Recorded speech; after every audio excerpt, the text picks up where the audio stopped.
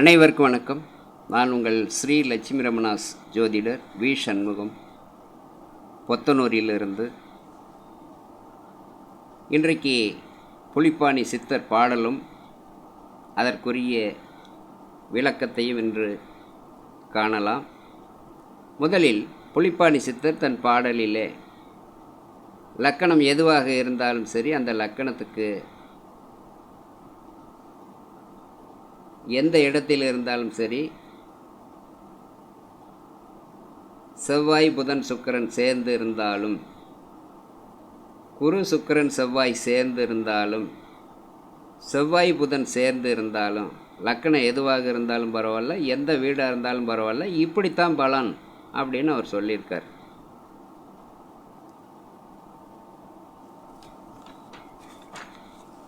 அதற்கான பாடலும் விளக்கமும்: பாரப்பா பௌமனும் புந்தி வெள்ளி பாங்கான எத்திடத்தில் அமர்ந்திட்டாலும், பாரப்பா பாலனுக்கு தேகபங்கம் 18 சித்தர்களும் செப்பலுற்றார். பாரப்பா குருவோடு சேயும் வெள்ளி பார்மன்னன் நேசனடா பாக்கிய மெத்த, பாரப்பா பௌமனும் புந்தி மேவ பண்டிதனும் பாக்கியமுண்டு பாரே. இது சித்தர் பாடல். இதன் பொருள், லக்கணம் எதுவாக இருந்தாலும் சரி, அந்த லக்கணத்துக்கு 12 வீடுகளில் புதனும் சுக்கிரன் செவ்வாய் இந்த 3 கிரகமும் சேர்ந்து எந்த வீட்டில் இருந்தாலும் இதுதான் பலன் அப்படிங்கிறார். அப்படி இருந்தால் அந்த ஜாதகனுக்கு உடலில் நோய் நொடி பீடை பிடி தேக ஊனம் உண்டு. இது 18 சித்தர்களும் சேர்ந்து சொன்ன கருத்து அப்படின்ட்டார். அப்படி எடுத்துக்கலாமா அப்படின்னா, ஒரு சிலருக்கு ஒத்து வரும், பலருக்கு ஒத்து வராது. அது என்ன காரணம்னா, அவர் நின்ற வீடு, அவர் நின்ற நட்சத்திராதிபதி இவையெல்லாம் பார்த்து தான் சொல்லணும். அந்த வகையில்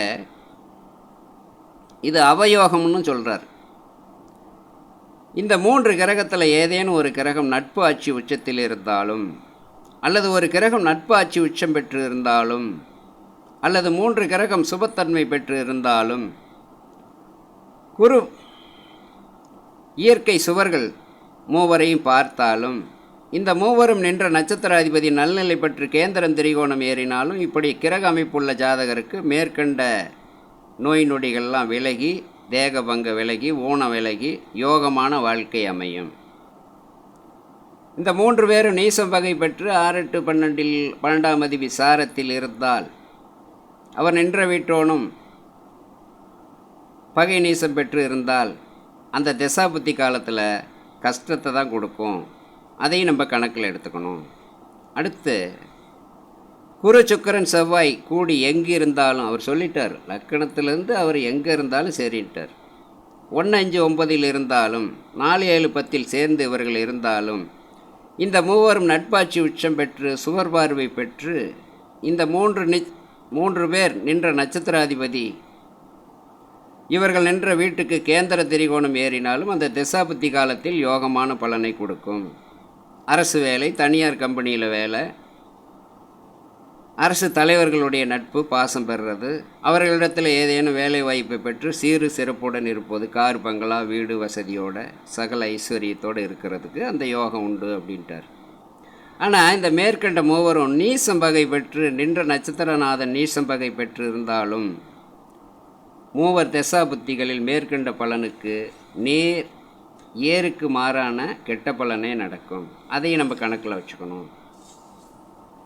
அதே மாதிரி செவ்வாய் புதன் சேர்ந்து ஒரு லக்கணத்துக்கு எந்த இடத்துல இருந்தாலும், செவ்வாய் புதன் ஆட்சி உச்சம் பெற்று நட்பு பெற்று இவர்கள் என்று நட்சத்திரநாதன் நலமுடன் ஆட்சி உச்சம் பெற்றால்,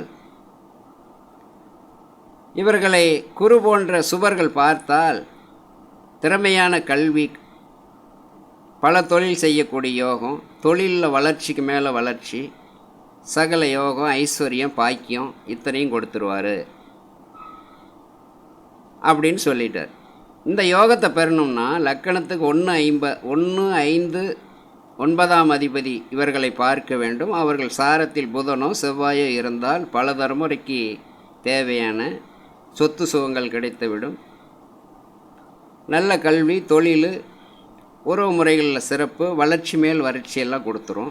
அதே புதனோ செவ்வாயோ நீசம் பகை பெற்று லக்கணத்துக்கு 6, 8, 12ஆம் அதிபதி சாரத்திலேயோ அல்லது அவர்கள் நின்று நட்சத்திர அதிபதி நீசம் பகை பெற்று இருந்தாலோ மேற்கண்ட பலனுக்கு எதிர்மறையான பலன்கள் தான் நடக்கும். இதையும் நாம் கவனத்தில் வைத்து கொள்ள வேண்டும். இதுபோல் இந்த கருத்துக்களையெல்லாம் அவர் பாடலை தான், பெரும்பாலும் சித்தர்கள் எல்லாருமே பாடலை தான் சொல்லுவாங்க. நம்ம அனுபவத்தில் அவைகளையெல்லாம் கொண்டு வந்து தான் பார்த்து சொன்னால் கரெக்டாக இருக்கும். இல்லைன்னா அது கொஞ்சம் இதாக தான் போயிடும். எல்லா சித்தர்களும் பாடலை தான் சொல்லுவாங்க. யார் கட்டம் போட்டு இப்படியெல்லாம் சொல்லுங்கள். அவங்க சொல்கிறத அப்படியே எடுத்து வச்சு நம்ம நடைமுறைக்கு அதை பயன்படுத்தி அதில் அனுபவத்தில் அது சரியாக வருதான்னு பார்க்கணும். அப்படி பொருத்தி பார்த்து நம்ம சொல்கிற போது அது அனுபவத்தில் சரியாக வந்துடும். இந்த சகோதர சகோதரிகள், சோதிட ஆர்வலர்கள், ஜோதிடத்தில் என்ன தான் சொல்கிறாங்கன்னு பார்க்கக்கூடிய அந்த சகோதர சகோதரிகள், இவர்களுக்கு எல்லாமே இந்த கருத்து பிடிக்கும். அப்படி புரியல அப்படின்னா ஒரு முறைக்கு 2 முறை 3 முறை போட்டு பாருங்கள், நிச்சயமாக பிடிக்கும். சகோதர சகோதரிகளே, இன்றைக்கு வெளிநாட்டில் இருக்கக்கூடிய சகோதரிகள், தமிழகத்தில் இருக்கக்கூடிய சகோதரிகள், நான் இருக்கும் இடத்திலிருந்து தொலைவிலே நீண்ட தூரத்தில் இருக்கக்கூடிய சகோதர சகோதரிகள், இவர்களெல்லாம் ஜாதகம் பார்க்க வேண்டும் என்று நீங்கள் விரும்பினால், உங்கள் மகனுக்கோ மகளுக்கோ உங்களுக்கோ கால நேரத்தை அறிந்து கொள்ள விரும்பினீர்களேயானால்,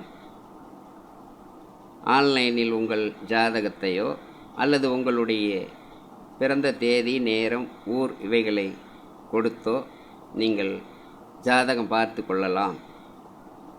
உங்கள் வீட்டில் இருந்தபடியே ஜாதகம் நீங்கள் பார்த்து கொள்ளலாம். அதனால் உங்களுடைய கால நேரம் மிச்சம், பயண செலவு மிச்சம்.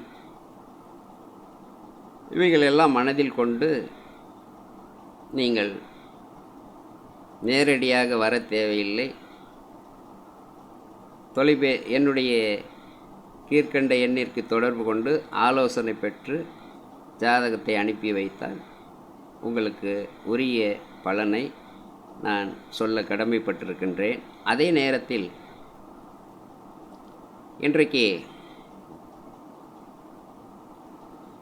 வெளிநாடுகளிலிருந்து, தமிழகத்திலிருந்து கிட்டத்தட்ட ஏறக்குறைய 600-700 பேருக்கு மேல் சகோதர சகோதரிகள் எல்லாம் ஜாதகம் பார்த்திருக்கிறார்கள்.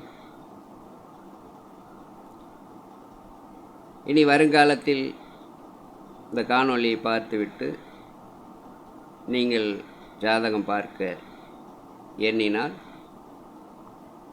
நிச்சயமாக உங்களுக்குரிய அந்த பலனையும் இதையும் நான் சொல்ல நேரம் ஒதுக்கி சொல்வதற்கு கடமைப்பட்டிருக்கிறேன். நீங்கள் என் கீழ்க்கண்ட என்னுடைய செல்போன் நம்பருக்கு தொடர்பு கொள்ளலாம். நன்றி, வணக்கம். மீண்டும் ஒரு காணொளியில் சந்திப்போம்.